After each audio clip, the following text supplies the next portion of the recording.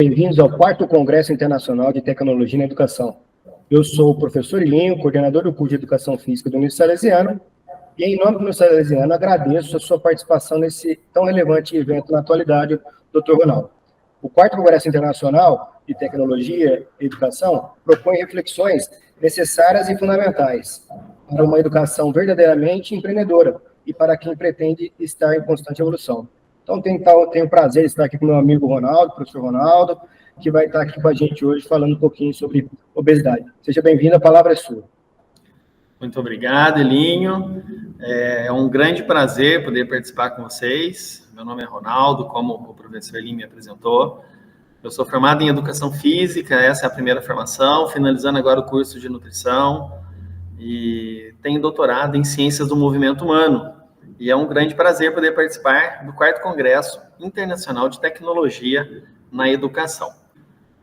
Pessoal, então esse é o tema da nossa palestra, Obesidade no século XXI, desafios e perspectivas. Nós vamos discutir um pouco como andam os estudos nessa área e quais são os desafios dos profissionais da área da saúde de maneira geral, pensando que o tratamento dessa condição, ela precisa ser multiprofissional. Então, a primeira coisa que a gente precisa entender é que a obesidade hoje é uma catástrofe. Então, nós temos aí um dado da mundial, né, da obesidade, o Atlas Mundial da Obesidade do ano de 2024, onde é apresentado que das 41 milhões de mortes anuais atribuídas às doenças crônicas não transmissíveis, 5 milhões são impulsionadas pelo IMC elevado. O que significa que essa condição, que a princípio alguns profissionais encaram como meramente estética, ela ultrapassa, ela não é meramente estética. Quase 4 milhões dessas mortes estão relacionadas a doenças como diabetes, o AVE e a doença coronariana, além do câncer. Condições essas, denominadas doenças crônicas não transmissíveis e associadas à condição da obesidade. Existem projeções futuras para crianças e adolescentes, com base em algumas tendências, onde é mostrado que em 2035, então nós estamos falando daqui 11 anos, mais de 750 milhões de crianças com idade entre 15 e 19 anos estarão convivendo com o excesso de peso, ou seja, sobrepeso e obesidade. De maneira bem simples, né, o que é utilizado como ferramenta de estratificação de risco ou de estratificação para enquadramento de uma pessoa na obesidade, é o IMC, embora esse índice seja muito questionado por conta de algumas limitações impostas, mas quando nós observamos uma pessoa no IMC 30, né, que é o primeiro step do degrau da obesidade ali, nós sabemos diferenciar uma pessoa que está obesa de uma pessoa que está, por exemplo, forte, e com o mesmo IMC. Existem algumas projeções também. Hoje já se fala de um índice de circunferência corporal, que pode ser que substitua no futuro o IMC, mas por enquanto os estudos estão começando a aparecer. Pode ser que aquilo que nós temos utilizado de maneira mais fácil para a estratificação de risco seja substituído no futuro. Mas hoje o que nós temos é o IMC. Temos adipometria? Temos outras metodologias mais sofisticadas, tecnológicas, temos também, mas quando nós falamos de IMC é algo muito rápido, que é possível de ser feito ali com uma calculadora na mão, diferente de uma densitometria, que aí exige a necessidade de um aparelho, enfim, entre outros. Nós temos aí algumas estimativas também para 2035 para adultos, não só crianças. Então, nós olhamos aí desde 2020, a cada 5 anos, é feita uma avaliação. Hoje, em 2024, né, o mundo se encontra com 1,52 bilhão, ou 1 bilhão 520 milhões de pessoas com o IMC na casa do sobrepeso e 1 bilhão na casa da obesidade.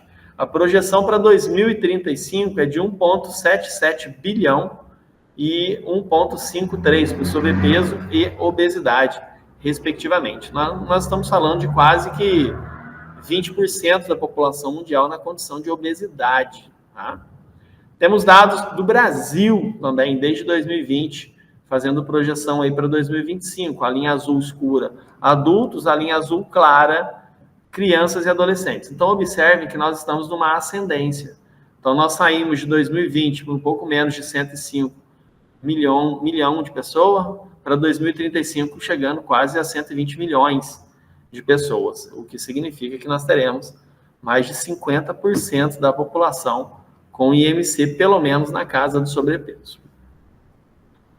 Existe uma contribuição do IMC elevado para várias doenças, e aqui temos um percentual, considerando o início da avaliação 1990 e parando em 2019, que são os dados que nós temos até hoje, nesse Atlas Mundial da Obesidade, que foi lançado agora em 24. Então, temos a linha azul, diabetes, a linha vermelha, doença coronariana, a linha azul, neoplasias, e a linha amarela escuro, alguns vão enxergar laranja, como acidente vascular. Observem que, à medida que o IMC se eleva, nós temos um aumento nas chances de desenvolvimento de doenças que podem chegar aqui, vamos considerar o diabetes, de 30% lá em 1990, mas já ultrapassou 40% em 2019, dados de 5 anos atrás. Nós sabemos que o diabetes é considerado hoje uma catástrofe biológica em câmera lenta e ela é potencialmente elevada na condição da obesidade, o que significa que indivíduos acima do peso têm mais chances de desenvolvimento de cada uma dessas doenças em relação a indivíduos com peso normal. Algumas condições nos chamam a atenção quando nós olhamos para crianças com a condição de obesidade. Aumentam as chances de hipertensão, aumentam as chances de desenvolvimento do diabetes, problemas respiratórios, articulares, vesícula biliar, entre outras. Quando nós pensamos ainda em crianças, existem problemas de ordem psicológicas, como, por exemplo, ansiedade e depressão, baixa qualidade de vida, problemas sociais, sofrendo aí bullying e estigma, e as chances de desenvolvimento dessa criança se tornar um adulto obeso são muito maiores. Lá em 21, a Organização Mundial da Saúde, ela publicou um dado, e eu destaquei só o último tópico, que me chamou bastante atenção. Nós temos trabalhado aí com a condição da obesidade, e quando nós visualizamos esse último ponto, a obesidade é prevenível. Isso nos chama atenção, porque hoje nós estamos muito preocupados em tratar a obesidade. Só que me parece, com os dados que nós temos, é que o tratamento é muito mais complexo do que a prevenção. Então, profissionais da saúde, de maneira geral, deveriam investir na prevenção e não apenas ficar focado no tratamento. É claro que uma pessoa que não tem condição de prevenir a instalação dessa condição metabólica, dessa doença, veremos mais à frente, vai tratar. Mas as chances de um indivíduo obeso deixar de ser obeso é muito pequena.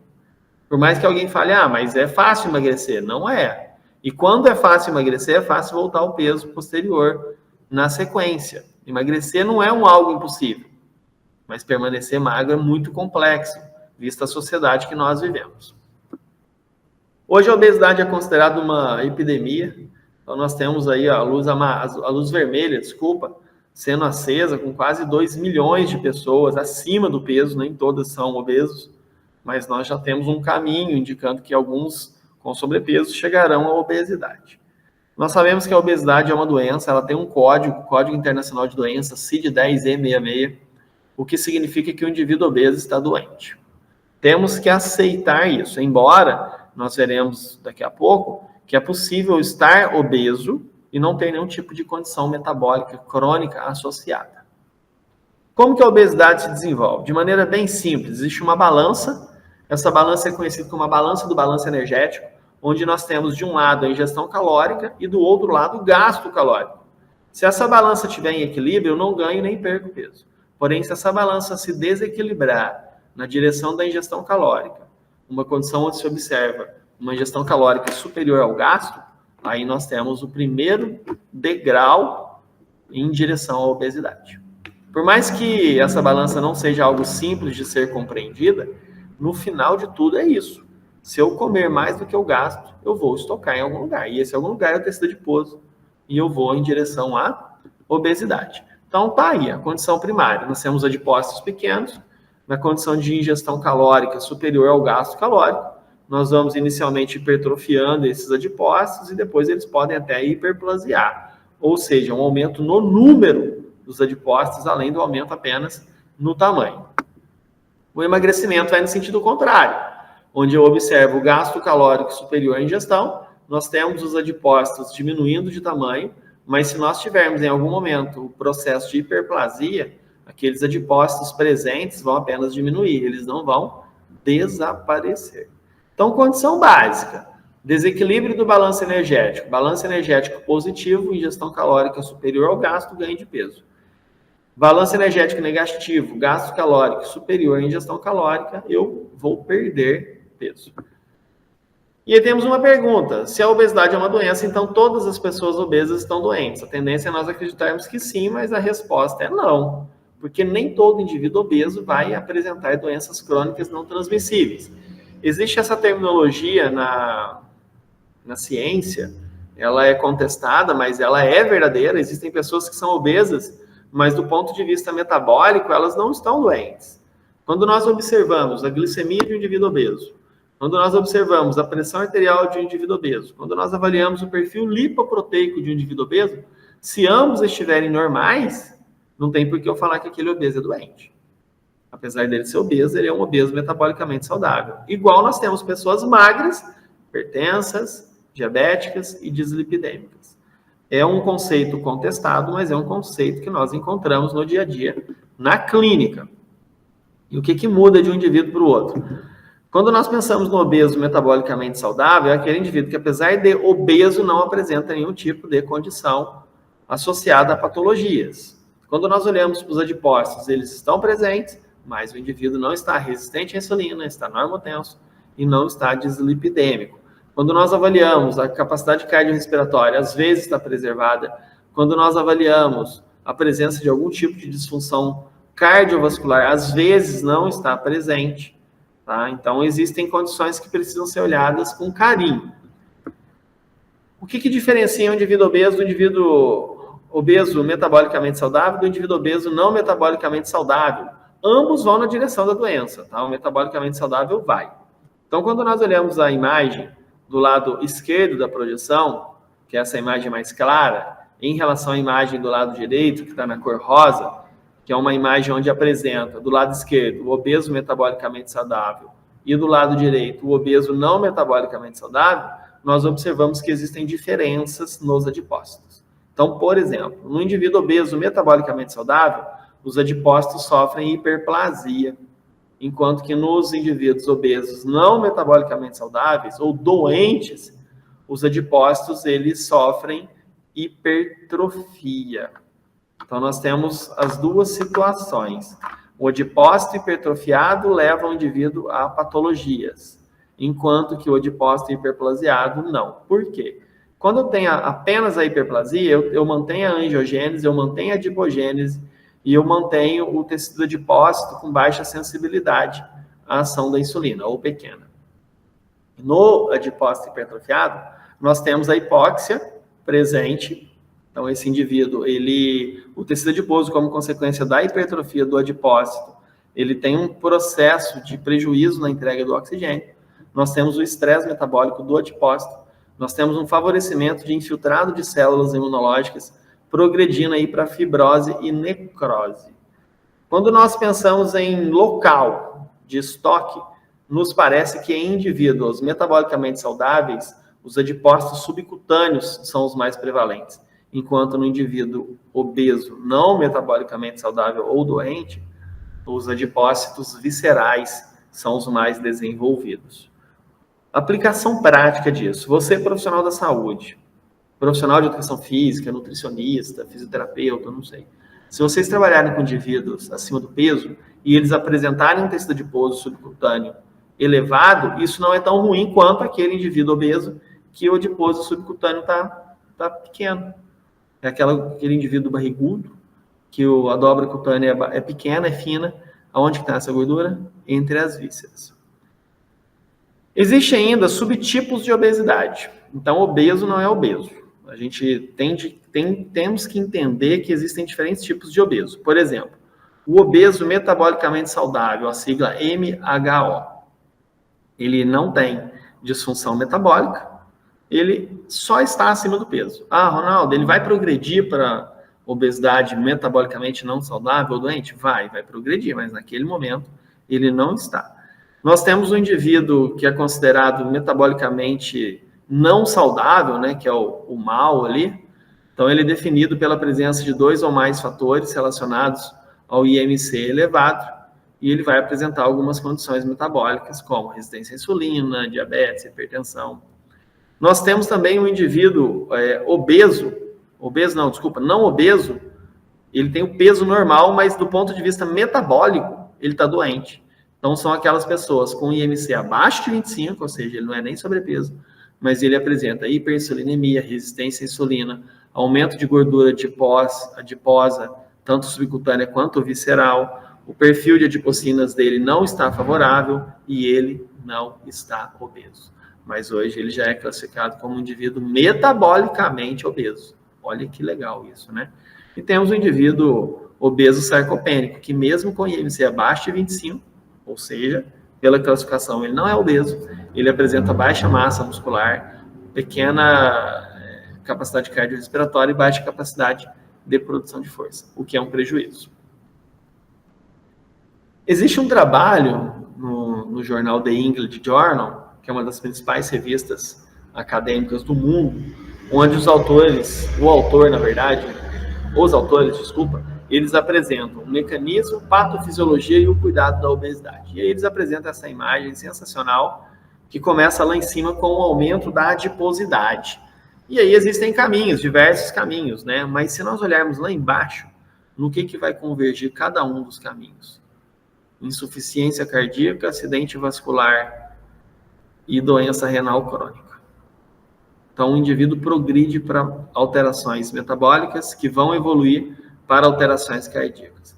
Todo indivíduo obeso vai ter problema cardiometabólico, cardiocirculatório, respiratório e metabólico.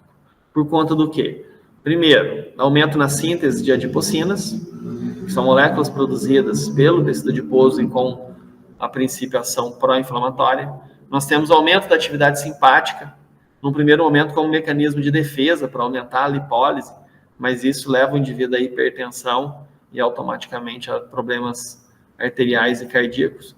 Temos aumento na atividade do sistema renina, angiotensina, aldosterona.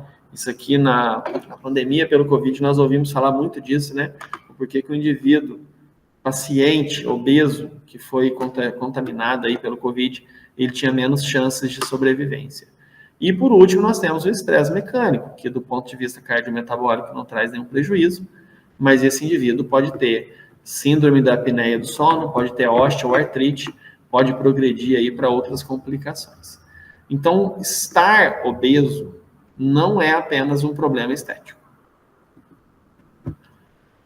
Temos um trabalho da Sociedade Americana de Nutrição que coloca os humanos contra a obesidade. E aí, o autor, o Benjamin Caballero, ele nos faz uma provocação. Quem vai vencer? Quem vai vencer essa guerra contra a obesidade? É provocativo isso. A gente tende a achar, nós vamos vencer, mas nós não estamos no caminho para vencer essa batalha não, viu? Para vencer a guerra, né? Hoje nós observamos uma evolução no número de pessoas obesas, evolução no número de pessoas acima do peso. E isso é uma tendência desde o século passado, então significa que nós humanos, nós estamos perdendo a batalha ou perdendo a guerra contra a obesidade. Por que será? Por que será que nós estamos perdendo? Ronaldo, quem está falando que nós estamos perdendo? Tá aí, um trabalho, perdendo a guerra contra a obesidade, a necessidade de desenvolvimento de algumas perspectivas. É um trabalho da Science lá de 2011, então nós estamos falando de um trabalho de 13 anos atrás, onde foi apresentado que nós estamos perdendo a guerra contra a obesidade. Por quê? Como profissionais, a gente precisa fazer essa pergunta. Por quê? Porque o nosso foco não está no lugar certo. Como assim o nosso foco não está no lugar certo? Nós estamos trabalhando com um problema estético. Hoje, para a grande maioria dos profissionais, o problema estético é o maior problema da obesidade e não é. Não é, posso afirmar para os senhores. O problema estético é um problema pessoal. Eu posso estar acima do peso e não estar bem comigo mesmo. Mas do ponto de vista de saúde, o problema estético não é o maior deles. A A obesidade está longe de ser um problema meramente estético. É um problema que exige atenção, que exige acompanhamento, que exige diálogo entre profissionais de diversas áreas da saúde. Por que tudo isso? Porque quando nós olhamos, né, a grande maioria da população, dos profissionais, tem um desconhecimento sobre a gênese, ou seja, a origem, a fisiopatologia, o que aquela condição vai trazer de prejuízos. E isso sim é um grande problema, porque isso impacta no tratamento. Então, um profissional de educação física, que olha para o indivíduo obeso e fala para ele que o problema é estético. Um profissional da nutrição, nutricionista, que olha para o indivíduo obeso e fala para ele que o problema dele é estético. Um médico, que olha para o obeso e fala para ele que o problema dele é estético. Um fisioterapeuta, entre outros, esse profissional está trazendo prejuízo para o entendimento do paciente. Ele pode não estar contente, mas não é um problema meramente estético. Tá? Vamos falar um pouquinho sobre a gênese. Quando a gente olha para a gênese da obesidade, tem muita coisa legal para ser estudado. Primeiro, se nós olharmos lá atrás, por que não existiam obesos lá atrás? Eu estou olhando lá atrás mesmo, 40, 50 mil anos atrás, para não falar mais para trás. Por que não existiam obesos? Por que depois da Segunda Guerra Mundial, o número de pessoas acima do peso aumentou? Tem a ver com a Revolução Industrial? Tem a ver. Hoje a comida está mais acessível. Nós temos acesso de maneira mais fácil. E lá atrás, quando os nossos antepassados lutaram para sobreviver, lutaram mesmo porque a comida era escassa, nós tivemos alguns ajustes no nosso DNA, ajustes genômicos, para favorecer uma economia de energia sempre que o alimento estivesse em escassez. Essa teoria é chamada de imprint genético. Então, lá atrás, faltou comida? Faltou, porque tinha que caçar. Segunda Guerra, faltou comida? Faltou.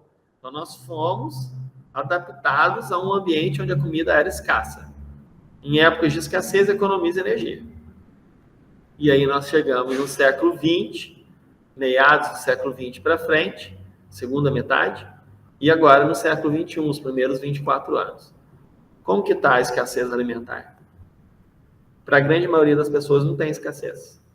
E os nossos genes não estão adaptados para gastar mais energia. O que nós temos feito? Estocar. Essa gênese não é simples, ela é complexa. Ela envolve fatores sociais. Hoje o sair, na imagem inferior do lado direito, o sair para comemorar é social. Uma pessoa fazendo dieta, ela a princípio não vai sair para comemorar nada. O que ela vai comemorar? Não vai comemorar.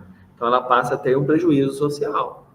Chega sexta-feira, todo mundo trabalhou muito, segunda, terça, quarta e quinta. Chegou sexta, é a sensação do prêmio. Opa, eu mereço, eu quero, eu necessito. E aí nós temos um problema.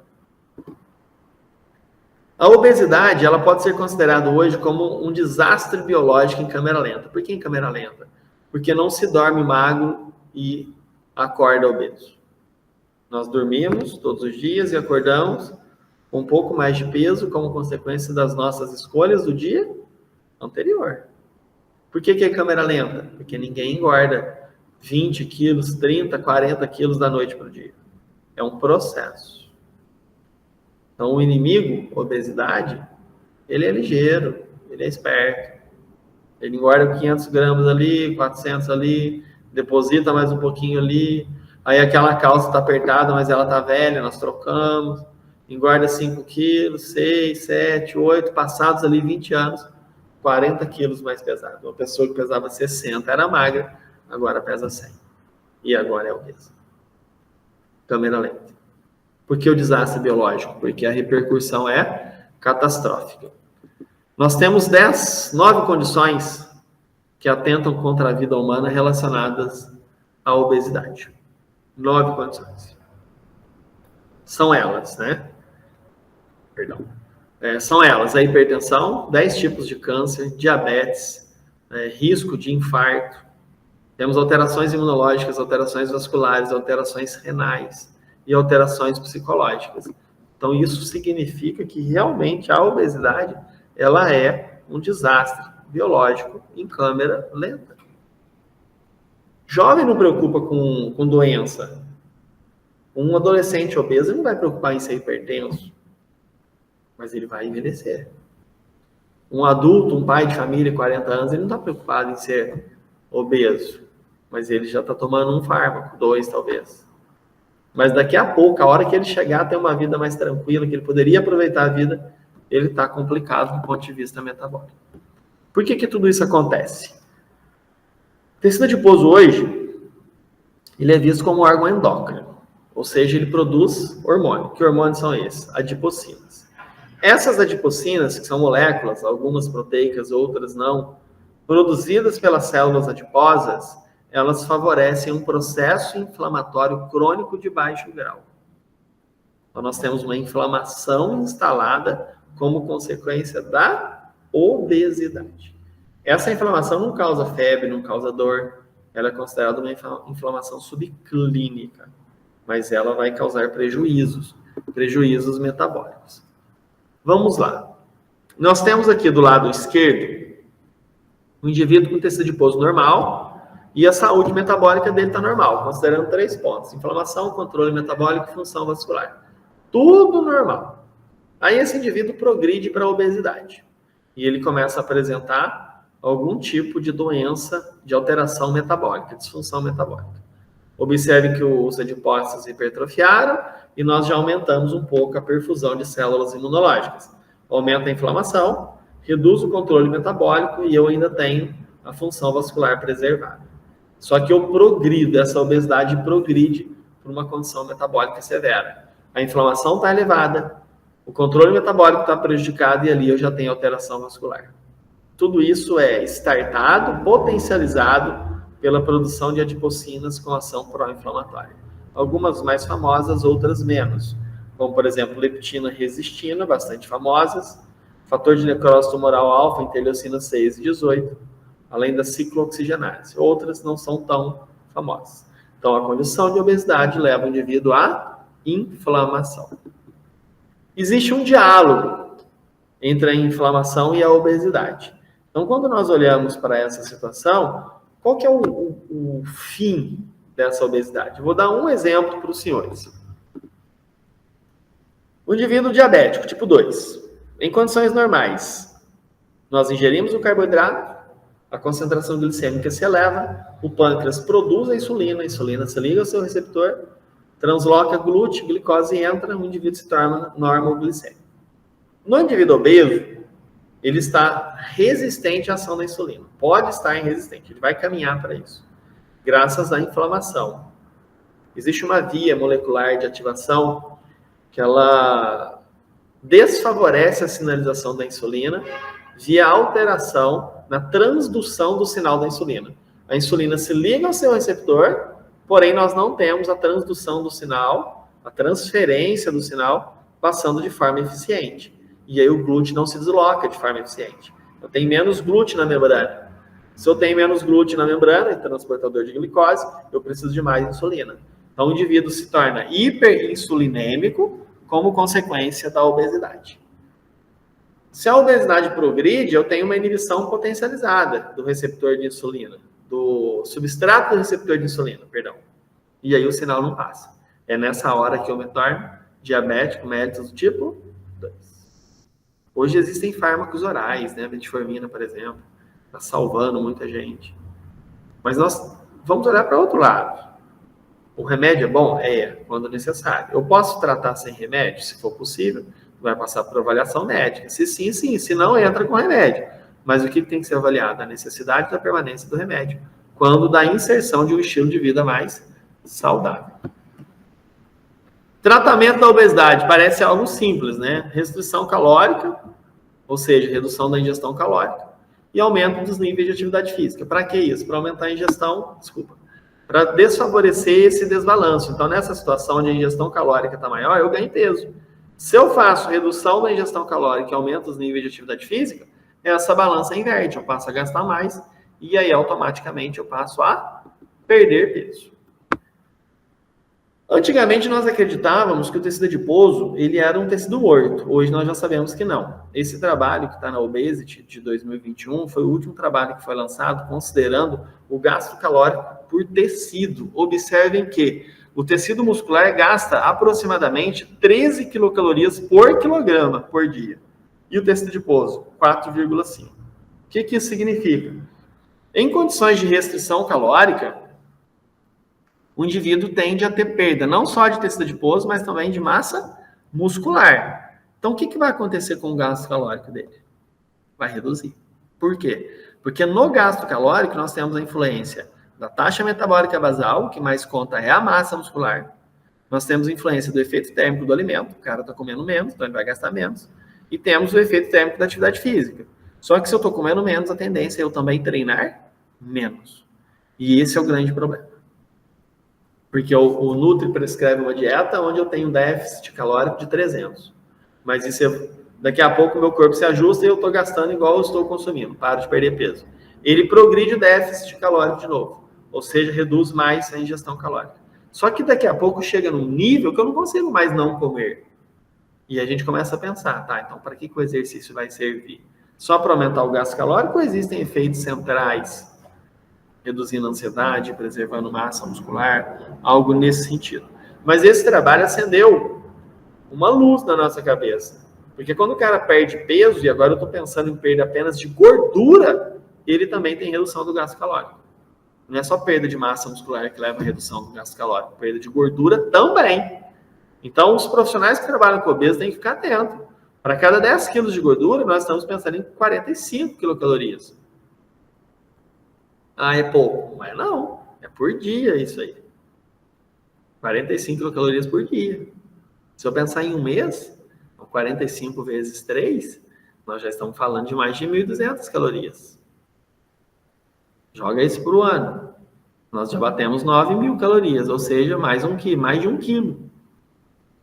Se eu jogo isso para 20 anos, estou pensando em 20 quilos. Temos que olhar para a obesidade como algo complexo. Quem controla o nosso apetite? Uma glândula localizada no centro do sistema nervoso central chamada hipotálamo, que está circulado ali, marcado de amarelo. Então, o hipotálamo é o centro regulador do nosso apetite. Tudo passa por ele. E aqui nós temos duas condições. A condição da esquerda, tecido adiposo sendo reduzido. Uma condição presente, a princípio, quando nós temos uma redução da ingestão calórica. Nessa situação, eu tenho ativação de vias que estimulam o apetite, são vias chamadas orexígenas, neuropeptídeo Y e proteína GOLD, e eu tenho inibição de vias anorexigênicas, que são vias que dizem não ao apetite. Ou seja, o resultado final, eu passo a aumentar a minha ingesta alimentar, o que me leva à obesidade. Do lado de cá, o aumento da célula adiposa inibe as proteínas que estimulam a fome e ativam as que inibem. Então, nessa situação, a tendência é a redução da ingestão calórica. E o caso extremo, né? A gente não precisa nem pensar na anorexia, mas seria a perda de peso. Então, se existe esse controle, por que nós nos tornamos obesos? Se toda vez que a massa adiposa reduz, eu tenho estímulo para comer, toda vez que a massa adiposa aumenta, eu tenho estímulo para não comer, por que eu me torno obeso? Esse trabalho do professor Lício, da Unicamp, um dos pesquisadores que mais estuda controle de apetite, hipotálamo no mundo, ele mostra que o consumo de dieta rica em gordura ativa respostas pró-inflamatórias e induz resistência à insulina no hipotálamo. Se o hipotálamo é o regulador do apetite, só que agora ele está alterado, a sua função está alterada, o que vai existir é um desarranjo, um desbalanço entre a ingestão e o gasto, observando indivíduos tendo que comer mais para se tornar saciado e automaticamente estocar essa gordura. Existem trabalhos que foram feitos avaliando a ativação do hipotálamo em indivíduos obesos e não obesos. Para nossa surpresa, o indivíduo obeso tem que comer muito mais para ele se tornar saciado do que o indivíduo não obeso. Ativação de áreas centrais. Então, quando nós trabalhamos com obeso, essa história de o obeso é malandro, não é malandro. Ele não tem força de vontade, não é isso. Às vezes a vontade dele ele não consegue aplicar, ele não quer comer, mas ele sente fome. E ele sente fome mesmo. E às vezes ele está ansioso, e ele vai comer por ansiedade, por compulsão. Nós não vamos nem falar disso, compulsão alimentar. Mas hoje os nutricionistas têm trabalhado, os psicólogos têm trabalhado, os psiquiatras têm trabalhado. Cada um com a sua área de atuação e as suas possibilidades, com transtornos alimentares. Tá? Dieta.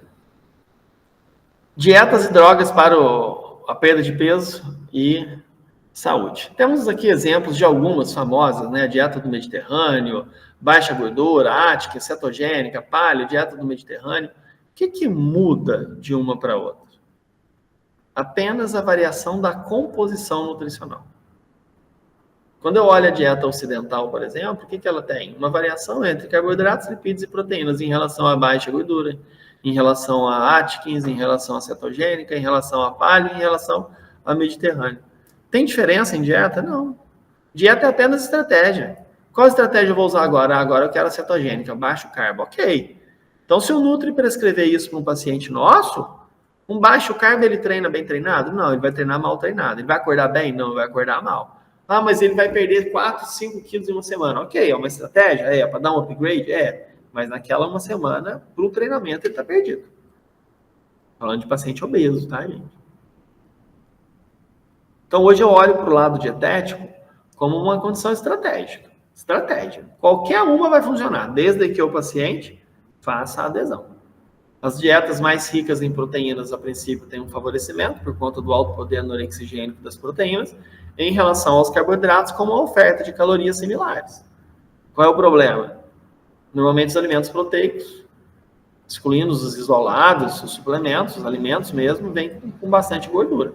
Mas se eu tirar caloria do carboidrato, aonde que eu vou colocar essa caloria? Ou eu vou colocar na conta da proteína ou na conta do lipídio. Não tem outra forma. Estratégia. Então, você que está me ouvindo, profissional da educação física, precisa de um nutricionista estrategista. Você é nutricionista, tem que entender que se tirar carboidrato, o paciente não treina. Se ele não treina, aumenta a ansiedade. Se ele não come, já aumenta a ansiedade. Em algum momento ele explode e automaticamente vai comer mais. Exercício físico, eu tenho pensado muito nisso. Eu lancei um livro em 2018 sobre obesidade, emagrecimento, atividade física e dieta. Ele já acabou, nós estamos trabalhando na reedição dele. E eu tenho pensado muito qual é o efeito, qual é o benefício do exercício físico para o paciente obeso. Será que é só gastar calorias?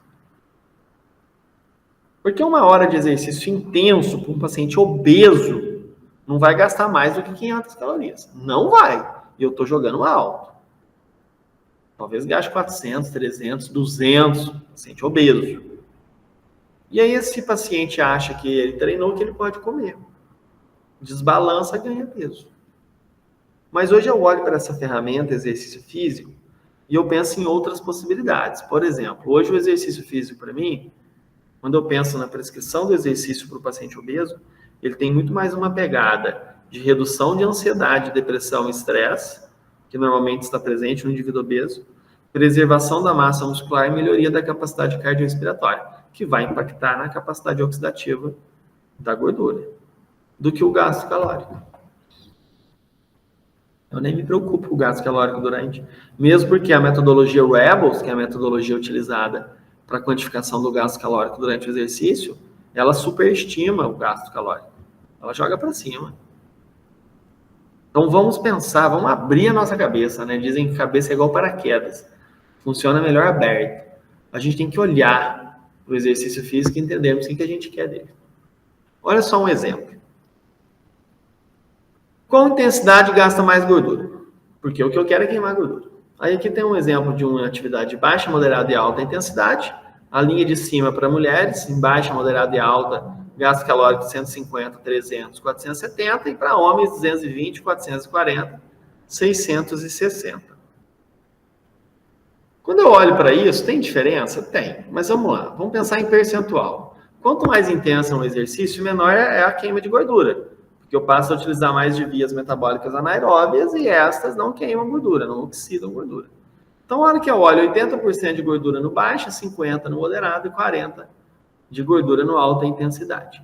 A hora que eu faço o valor de gordura queimada, considerando aí nesses valores apenas a quantidade de quilocaloria para gordura, eu vou dividir isso por 9, nós temos exatamente essa quantidade de gordura sendo queimadas em um exercício de baixa, moderada e alta intensidade para homens, segunda linha, a linha de baixo, e para as mulheres, a primeira. Vamos pegar os extremos.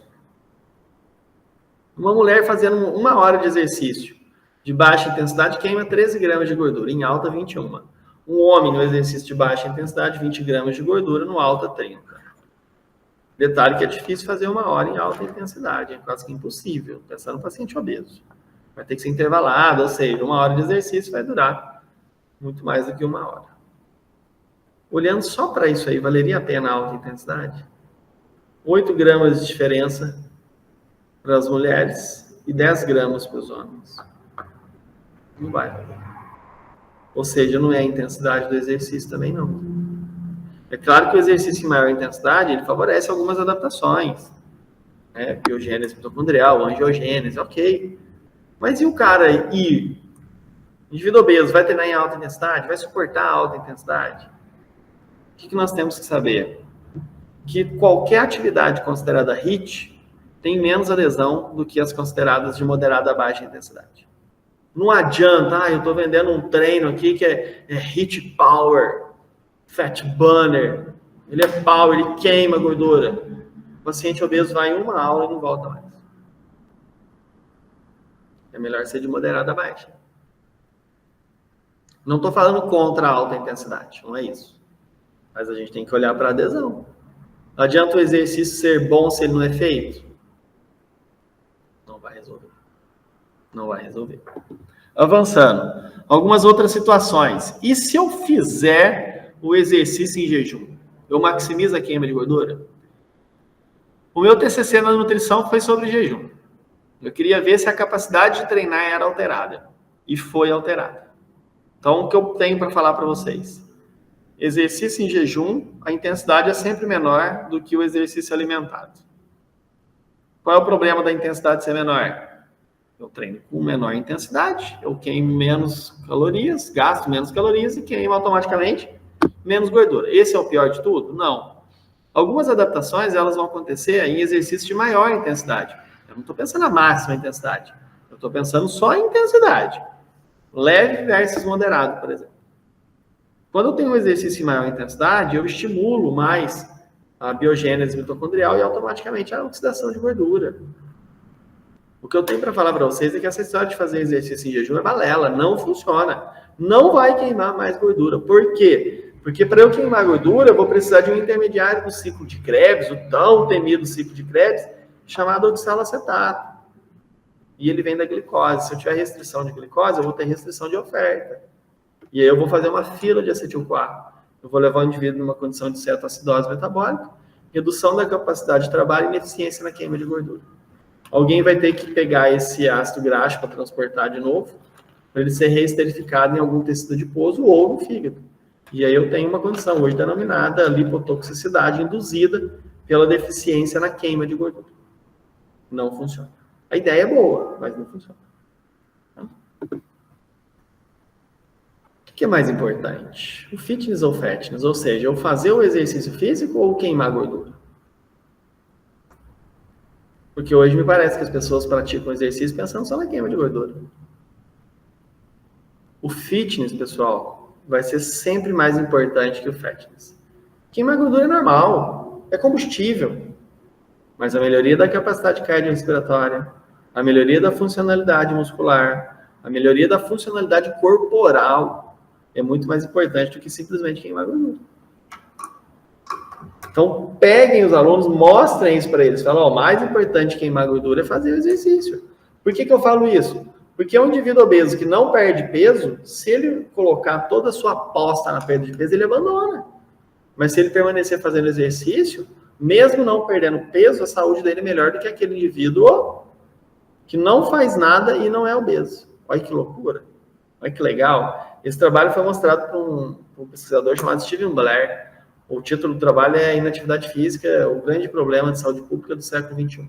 Ou o maior problema de saúde pública do século XXI.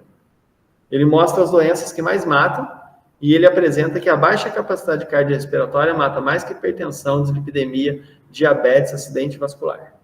Então temos que colocar as pessoas para treinarem, independente da perda ou não de peso. Se tiver perda é melhor, se não tiver, o que importa é treinar. Essa pesquisadora norueguesa, Bente Pedersen, é a pesquisadora que mais estuda miocinas no mundo. E ela apresentou num dos últimos trabalhos que ela publicou essa imagem maravilhosa mostrando uma conversa entre as miocinas produzidas pelas células musculares com diversos tecidos. Então, nós temos aí a pele. Então, quem fala que faz exercício físico fica velho, não é verdade. O sol envelhece, né? O fotoenvelhecimento, mas não é o exercício. Temos uma saúde vascular melhorada, óssea, hepática, pancreática, intestinal, suprarrenal, imunológica. Temos tecido adiposo marrom, bege. Temos redução de tecido adiposo visceral. Tudo isso mediado pelo exercício físico. Emagrecer para o indivíduo obeso é importante? Sim, mas mais importante é ele permanecer ativo. Eu prefiro um obeso que não perde peso e permanece do que um obeso que perde peso e vai embora. Se nós avaliarmos a saúde respeitando as condições, um indivíduo obeso fazendo exercício é mais saudável do que um magro que não faz exercício físico. E aí, para finalizar, eu tenho esse parágrafo que eu criei, né, ano passado, que talvez em nossa busca pela melhor dieta e pelo melhor exercício tenhamos perdido a questão mais importante. Como deixar a dieta e o exercício físico prazerosos o suficiente para que o paciente ou o aluno possa continuar a longo prazo e só assim obter benefícios. Do contrário, ele não tem benefícios, ele tem que permanecer. E por que está tão difícil? Porque nós temos muitas informações falsas, mostrando caminhos que são fáceis, mas inalcançáveis. E aí, para finalizar, no mundo repleto de informações irrelevantes, clareza é poder.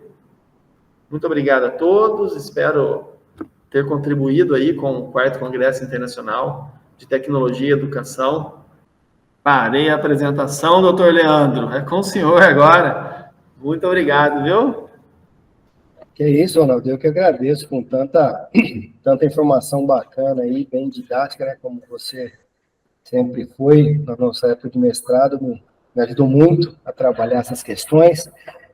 Foi muito bacana a maneira que você colocou essa questão da obesidade, essa reflexão sobre o exercício, esse parágrafo seu último é o que eu vejo com muito hoje, né? No dia de hoje. É muito imediatismo, é tudo para ontem, eu preciso perder peso em 2 dias, em 1 semana, e a gente esquece que, para que tudo isso aconteça, existe um mecânico, um motor, né? Que esse motor é o nosso organismo. E nosso organismo, ele funciona de uma maneira correta, né? Nós que estragamos, às vezes, o funcionamento dele, né? Com falta de exercício, com baixa alimentação de qualquer outro macronutriente ou qualquer outra situação. E aí a gente vê que, realmente, a estética, ela toma uma proporção que, às vezes, não é o fio da meada, né? Eu falo para meus alunos também em sala de aula, assim, você prefere ser um obeso saudável ou um magro doente? É uma pergunta muito simples, né? E a gente viu que o processo de obesidade, ele é multifatorial, o processo para perder peso, ele é multifatorial, e aí tem gente inventando a fórmula mágica que, não, faz isso comigo que acabou o problema, né? Então, é isso que eu acho que mais mexe comigo também, quando a gente fala de obesidade, e a gente não vê nenhuma política pública trabalhando essa questão tão importante, porque os hospitais, reclamações de hospitais lotados, tudo tem um pouquinho desse percentual desse problema de não tentar trabalhar. A gente deixa as grandes empresas tomarem conta de tudo, como refrigerantes, de alimentos, né? E elas crescem proporcionalmente e a gente não consegue dosar isso, né? Então, acho que nós, enquanto profissionais da área da saúde, nós precisamos muito trabalhar essa questão nos nossos futuros profissionais, como alunos, como você, docente também, e mostrar que o exercício, ele é uma ferramenta, mas não queira que a ferramenta age rápido. Essa ferramenta, esse parafusinho, a gente vai aos pouquinhos, é como você falou agora no final. Eu prefiro aquele que não perca tanto peso e mantenha o processo da atividade física do que aquele que perde peso e sai. Porque depois vai virar uma bola de neve, ele vai voltar para esse processo, aí fica aquele efeito sanfona que a gente sabe quanto faz mal para o organismo, né? Então, acho muito bacana essa questão aí e fiquei muito feliz de estar escutando as suas colocações aí. Muito obrigado, Leandro. É um desafio, né? É um desafio. Fazer com que as pessoas entendam, mesmo porque hoje as redes sociais, elas trazem informações muito fáceis, muito rápidas. E quando nós pensamos nessa população, não, a maioria das pessoas obesas estão ansiosas, ponto. Ou seja, precisa de um tratamento psicológico também. Se o psicólogo achar que precisa ir no psiquiatra, precisa. E aí a pessoa obesa, ela olha aquilo e fala, meu, é muito difícil. Eu fui numa academia, falaram para mim que eu preciso treinar lá 4 anos e não posso faltar. E eu fui na internet ali, tem um cara lá que vende um produto lá que vai me emagrecer. E aí as pessoas já sensibilizadas, em alguns momentos até cansadas de tentar, elas são ludibriadas a pegar o caminho mais curto. Mas nessa condição metabólica, né, nessa doença, a obesidade, não tem caminho curto. É batalha diária, é guerra. É guerra, estamos em guerra. E nós temos que entender isso, porque se nós profissionais não entendermos, o paciente não vai entender. Se a gente falar, não, é só começar, é rapidinho, você vai ver, é facinho. Se você começar hoje, dia 11 de setembro, em janeiro você está trincado. E às vezes o cara tem que perder 30 quilos. É uma falsa promessa. A gente entrega algo que não vai ser verdadeiro. Perfeitamente, porque a gente, como você falou do psicólogo, né? Eu tenho a minha esposa psicóloga, então às vezes a gente conversa sobre algumas questões sobre isso. E como eu falo, eu acho que eu falo isso em todo final de ano, toda formatura dos alunos eu falo. Saírem para o mercado de trabalho, não esqueçam que não é um corpo, é um ser humano. Com problemas, com dificuldades, e você sozinho não é a solução do problema dele, você é um dos que vai solucionar esse problema. Então, a partir do momento que você consegue entender o paciente, escutar o paciente, ao invés de ficar 3 de 10, 3 de 15, 20, faz isso, HIIT, tal, não sei o quê, treino intervalado. Não, escuta o seu paciente, vê as necessidades primeiro dele e vai no caminho. Né? Porque às vezes a gente só quer pegar os programas de sucesso e nem sempre o programa de sucesso vai fazer sucesso para o outro. Sempre vai ter uma diferença que vai causar, por exemplo, o hipotálamo. Como a gente vai controlar esse hipotálamo? Né? E às vezes fala para o cara, você tem que parar de comer, não, você tem que comer o pão, não pode, não tem como você controlar essa vontade da pessoa, né, sua. Então, acho que a gente tem que começar a pensar em ser mais, um pensamento mais social do que profissional, às vezes. Então, acho que isso que é muito bacana também, né, Ronaldo? Perfeito. A gente está lidando com um ser humano, tem vontades. E às vezes não é assim, você tem que comer uma fruta que é saudável e deixar de comer uma coxinha. Às vezes o cara tá louco na coxinha. Então, é complexo. Hoje, quando eu olho para... Eu tenho estudado muito, Eilinha, a obesidade e eu não tenho visto saída. É isso que tá me deixando preocupado. Então, os fármacos estão surgindo, fármacos muito eficientes, com menos efeitos colaterais, mas eu não tenho visto saída, porque a saída passa por dieta balanceada e exercício físico. Ponto. Simples, simplesinho. Mas e para fazer isso? E para manter a dieta regrada num país onde sexta-feira é happy hour, num país onde sábado e domingo é churrasco, num país onde a maioria das pessoas trabalha como nós estamos agora, sentados. Então, elevado comportamento sedentário, mais ansiosos. A maioria das pessoas estão endividadas. Então, isso cria uma condição de ansiedade e eu não tenho visto saída. E aí alguém fala, e a cirurgia? Nem a cirurgia. O meu doutorado foi com pacientes obesos submetidos à cirurgia bariátrica. A curto prazo resolve. Mas depois, a maioria volta a ser obeso. Por quê? Porque não mudou a cabeça. Não mudou a cabeça. Eu acho que o aspecto mais importante é a mentalidade, né? E quando a gente está enraizado em uma cultura, como você falou, é muito difícil mudar uma cultura, né, da pessoa, né? E aí, como você falou, né, a vontade de tomar uma cerveja, de sair, e aí vou ficar em casa, aí entra depressão, entra outras doenças que vai contribuir para outros fatores, né? E só se vive uma vez. Então, isso é o complexo. Como Exatamente. que vai fazer? As pessoas já estão assim, não, o negócio é morrer obeso mesmo. Se fosse possível, Leandro, se fosse possível, chegar aos 90, obeso, Tá ótimo. olha, acabou o problema. Se o Não tem problema que mais ficar discutindo mais nada, estudando mais não, nada. acabou. A gente discute a obesidade ainda, porque infelizmente tem pessoas perdendo a vida com 50 anos, com 55, com 60. Então o cara tem o potencial para chegar a 90, perde com 60, ele deixou de ver um terço da vida. Então esse é o detalhe. Mas se a indústria farmacêutica arrumar um fármaco que bloqueie os efeitos negativos da obesidade, acabou. Acabou. Eu vou parar de defender a ideia de perder peso, de fazer exercício. Falar, trata a cabeça para você não preocupar com o estético. Não vai para o extremo para você não ficar acamado e viva a vida. Mas ainda não tem. Tem o antihipertensivo? Tem. Tem o hipoglicemia antioral? Tem. Mas os efeitos, eles ainda existem, né? Um indivíduo diabético, ele tem menos qualidade de vida. Ele tem menos expectativa de vida. A mesma coisa o hipertenso. E eu estou falando de diabéticos e hipertensos compensados. Então, essa é a nossa luta, para que as pessoas tenham vida e vida em abundância. É muito complicado, né? Bem, tá. Que pena, deu nosso tempo aqui, mas queria, assim, já, de antemão, Ronaldo, meu parceiro, meu irmão, praticamente 2 anos lá em Piracicaba, convivendo juntos. Um prazer falar com você novamente e agradecer mais uma vez aqui, em nome do Unisalesiano, por ter participado do nosso congresso, viu? Eu que agradeço, Leandro, conta comigo aí, parabéns pela iniciativa, parabéns para a Unisalesiana aí, e precisando, estou à disposição.